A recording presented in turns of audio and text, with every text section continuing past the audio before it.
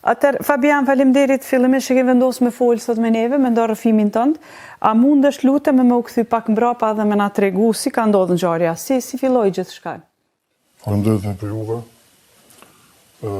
Ka qenë një prej ditëve më të këqija të jetës time, që kum përjetu. Ka qenë që e kum taku një person që kam pas më rrët kontakt me ta.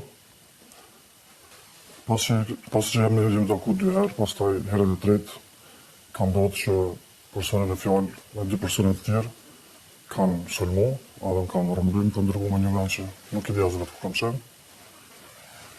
Ka qenë shumë situatë të vështirë, jam rraf, për anës tënde, jam dënu psikikisht, jam dënu fizikisht, ka pas gjanat me elemente më të këqija që ka mujtë më ba, për anës tënde, s'kom besu që dalë gjallë për atyjet, nuk kom besu që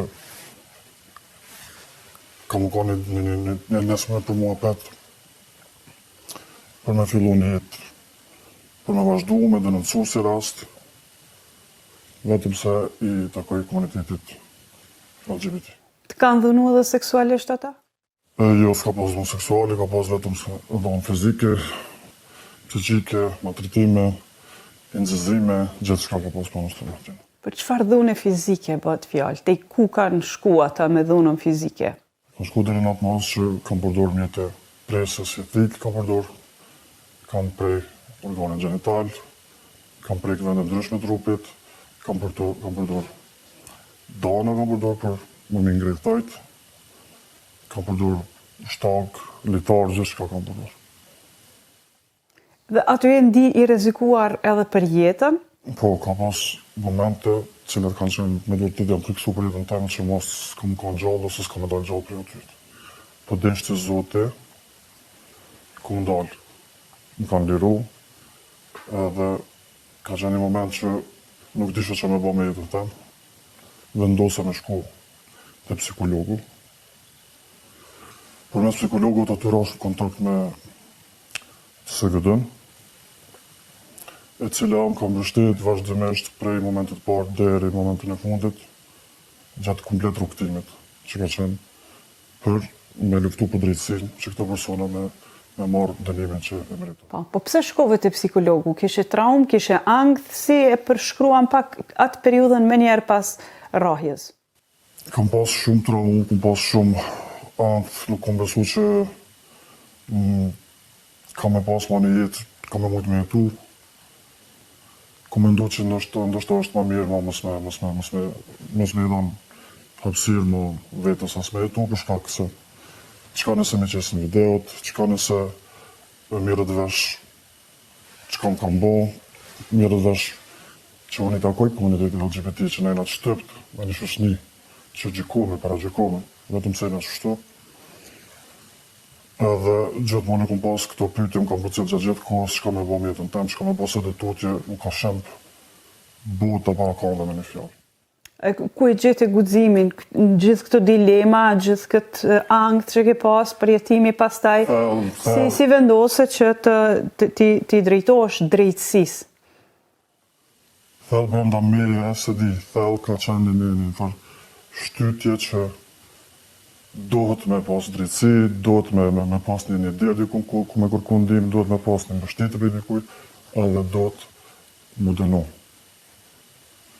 Dhe përmes qendrës ju drejtove gjykatës? Përmes shkollës të psikologut, përmes psikologut kam kontakt pastaj, përmes qendrës të SGD-s,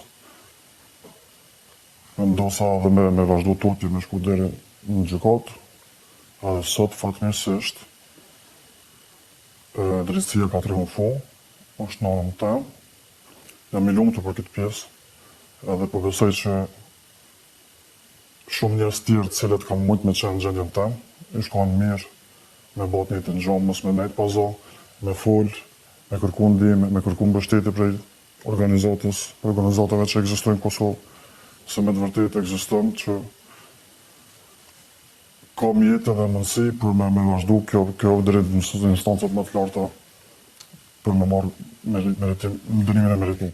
Përvoja jote me sistemin gjyqësor, a ishte procesi i gjatë, a je trajtuar mirë dhe si e vlerëson vendimin e marrë sot? vendimi që është marrë që vlerëson sot t'jatë vendim? Ka qenë proces shumë i gjatë, shumë i zvarritshëm, ka qenë shumë dërmues për mua psikologjikisht, shumë i rëndë. Disa herë kom tentuar edhe me u tërheq mbrapa. Po me shpresë, me vullnet, mendoj që kom arrit deri në qatë pikë që sot unë mundoj kënaqur. Ka drejtësi në Kosovë, ekziston drejtësia në Kosovë, edhe për neve persona që në komunitetit LGBT.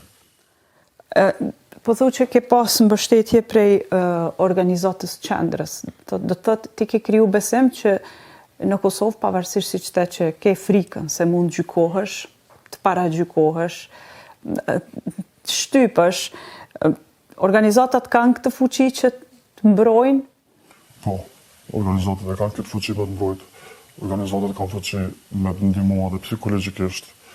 Organizatat e kanë mundësinë edhe me të mbështet në procesin rrugtimin që duhet me qenë deri në momentin e fundit, nëse vendos me shku deri në fund të kësaj. Po unë ose po kësaj natyre, cilat mundet me ndodhë gjithë secili prej nesh. Cila është porosia jote për fund, për gjithë personat që pak a shumë mund të kenë përvoja të njëjta si ty, e që nuk e kanë marrë ende guximin të tregojnë të rrëfejnë për përjetimet e tyre? Jo kësha thonë që unë personalisht ku mendu që kur nuk ka me dojnë prej ati vendi ku më kanë bajt ato. Nuk ka mendu që ka me mujt me vazhdo jetën. S'ka mendu që ka me mujt mu kanë apet vetvetja. Për shumë arsye që kanë ndodhur raste që kanë rrafë gjitha ato gjana që kanë bërë. Po, mendimet që kanë tregu këta, mendimet që ma kanë japë, ka bërë me besu që në Kosovë ka drejtësi, a ju kësha bërë thirrje gjithve ata cilët gjindën apo kanë qenë situatë njëjtë ma ka shumë me temën. Me kërku drejtësi, mos me lanë edhe unë pa ndëshku. Ka drejtësi në Kosovë. Edhe besoj shumë fuqimisht për këta. Mirë, faleminderit Fabian. Faleminderit për ju.